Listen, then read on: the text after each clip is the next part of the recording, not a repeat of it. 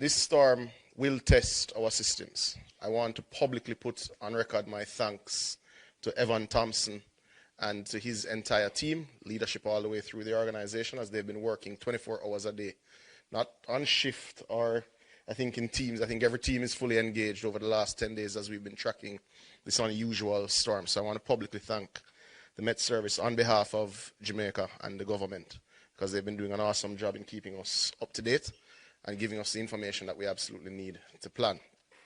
We also want to put on record our thanks to our international partners, in particular the National Hurricane Center that does support us significantly with technology and visibility that we may not have locally.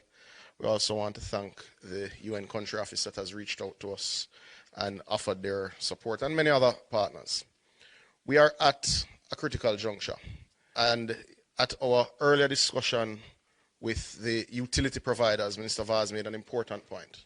The proof of the pudding is going to be in the eating in terms of how we execute the plans that we have. But let's look firstly at the state of our planning, certainly for the water sector and its interconnectivity with the power sector.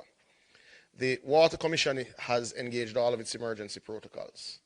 We have done a re-review of our performance and ability to restore service post-Beryl over the last few weeks, and ensured that we have ticked the boxes, so to speak, of the plan that we wrote post-Beryl. One of the things that we've done and is formed a co-working group with JPS.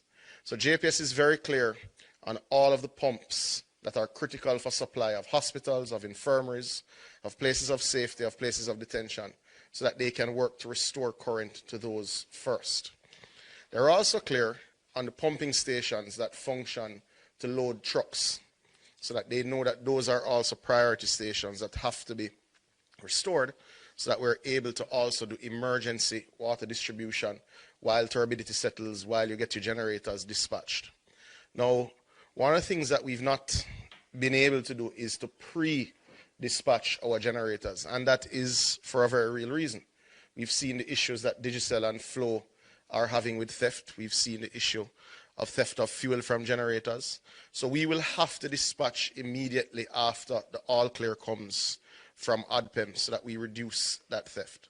But we have over 50 generators, which are major generators that create the triple phase, or rather triple phase generators that provide the power that you need to start our pumping system. This will restore close to 80% of our customer base within 72 hours of the all clear and turbidity settling. We can't say definitively where turbidity will be a particular challenge and how much of a challenge it will be, but we expect to get to 80% of our customers with sporadic supply after 72 hours, because generators do have to cool, they do have to break, they do have to take their time for service and for refueling, etc. So it won't be 72 hours and everything back up and running, but 72 hours that there will be supply that allow people to catch water, to store, to backfill their storage, and to be able to manage.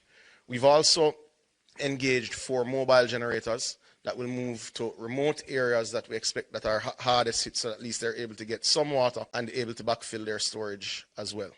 We're also happy to report that 4 of our major pumping stations and treatment plants also now have their own resilience in terms of their energy supply. We installed major generators, including at places like Logwood, which supplies all of Western Hanover and Western Westmoreland. We upgraded the supply at the Mona treatment plant, the Hermitage treatment plant, and indeed at several of our facilities in St. Catherine. So we are in a better place than last year, certainly, to respond to water distribution. We've also ensured that we've engaged our truckers and that they're pre-positioned to go to our loading bays immediately after to start to deal with many of our elderly shut-ins. We've got quite the list from SDC, Minister Mackenzie, so we're able to go to several of those persons who we know are shut-ins and will need a lot of help very quickly. As I said, we're more resilient this year than last year, but this is a bigger storm than last year.